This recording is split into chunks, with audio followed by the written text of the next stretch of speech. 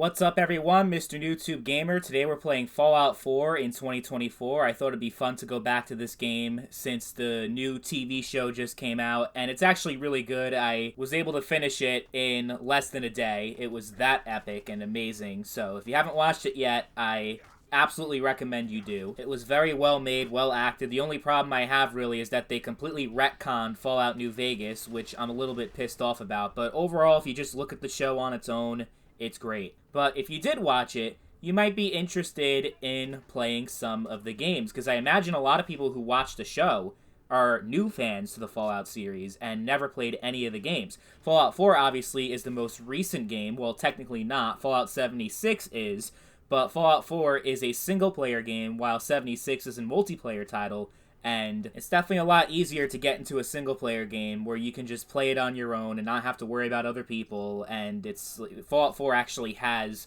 a story. 76 does, but it's nothing compared to Fallout 4. And they did just announce the next-gen update, which doesn't really seem like a whole lot, which I didn't expect it to be that much, but yeah, it's just 60 FPS patch for the new consoles and a couple of Creation Club items. I didn't see anything about the console players having increased gigabytes for the mods because it had like a 2 gigabyte limit, so I didn't see anything, because that would have been the big thing, honestly, for them to let the console players have more mods installed, especially PlayStation, because it's so limited, but it doesn't seem like that's happening. So PC is still the only version that you should really consider playing, because the vanilla game honestly isn't really that great. Like, for a first playthrough, it's fine, I guess. Like, I enjoyed it my first time around back in 2015, but for multiple playthroughs, you need to have the PC version. You need to have all the mods available to you, because on console, it's just that there isn't a whole lot there. There's plenty of mods on Xbox, but with that 2 gigabyte limit,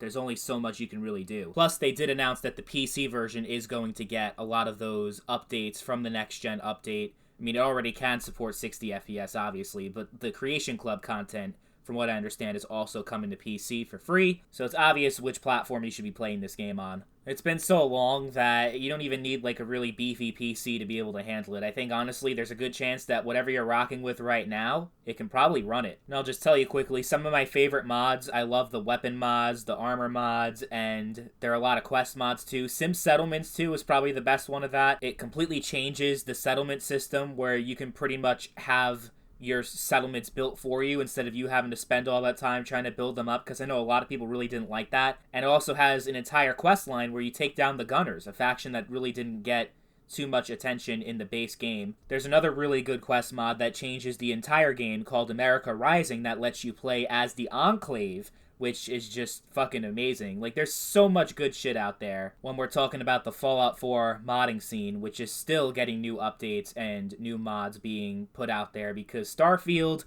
didn't really meet people's expectations. Also, the Creation Kit isn't out yet, so people are still working on Fallout 4 stuff. And really, the possibilities are endless. If there's some things you don't like about the game, if you don't like the way that the movement feels, or the gunplay, or anything like that, you can change that instantly. The graphics, like all that. There's so much different shit that you can play around with. Really more than any other game except for Skyrim. I'll tell you, I definitely, most of my time in the game came from the settlement building, which I think is better than Minecraft. I know that's a controversial take, but I really do feel that way. It is so fucking awesome. Sucks that Starfield didn't really build off of that, though. And the gunplay, as outdated as it is, even for 2015 standards, it really wasn't that great, but it's a whole lot better than any of the other Fallout games that we had before. Like, Fallout 3 and New Vegas are so clunky in comparison to Fallout 4, which, you know, isn't the most responsive in its own right, but the gunplay is definitely a huge improvement over any other Fallout game before that. So if you did play the other ones and not Fallout 4, you'll notice a huge improvement. And the weapon customization, that's probably my second favorite part, is all the different attachments and ways that you can customize different guns that also apply to modded weapons. In this gameplay, I'm using the service rifle mod, and, you know, that gun from Fallout New Vegas, they put it into Fallout 4 in a mod. There's so much, like, it integrates the gunsmith from the base game. A lot of these weapon mods do that. So you can do a crazy amount of customization with your modded guns, and this is one of them, and it looks like a completely different gun than what you get like the base weapon from the mod. I think it looks pretty badass in my opinion. The story, people complained about the story, saying there was a lot of plot holes, there was a lot of bad writing, etc., etc. I understand where that comes from, and to some extent, I agree with it. But on the other hand, it's still a lot of fun. There's still a lot of great moments in the story that are definitely worth it. Like, if you've never played it before, absolutely. The main quest is fun, and the side quests also are fun. The companions are, for the most part, pretty well made and fleshed out, more than any game. Like, Skyrim didn't have that, really. This game had a whole bunch of different companions that you can travel with. Another mod that I'll recommend to you guys, Amazing Follower Tweaks. It allows you to have multiple companions traveling with you at the same time, because the base game only allows you to have one at a time, which is stupid. But yeah, it allows you to travel with a whole bunch of different companions, and they all offer dialogue at the same time, which is pretty cool. You can customize it different ways, and it's just, yeah, like, bro, Fallout 4 is a GOAT game. That's all I'm gonna say. Like, it's one of the greatest games of all time. People are gonna disagree with that. That's fine. They're free to disagree. I know it was a very controversial game at its release, but that Enclave DLC size mod that I talked about just came out like 4 months ago. So we're still getting shit. So therefore, it's definitely still worth playing in 2024, even if you're somebody who hasn't played the game in a few years maybe, or longer. Like, there's still stuff that you haven't experienced yet that you definitely have to in this game. And I already did like 5 or 6 playthroughs on the Xbox One before I finally got the game on PC several years back, and I easily got like over 200 hours on the PC version, like just like nothing. I didn't even finish the playthrough yet.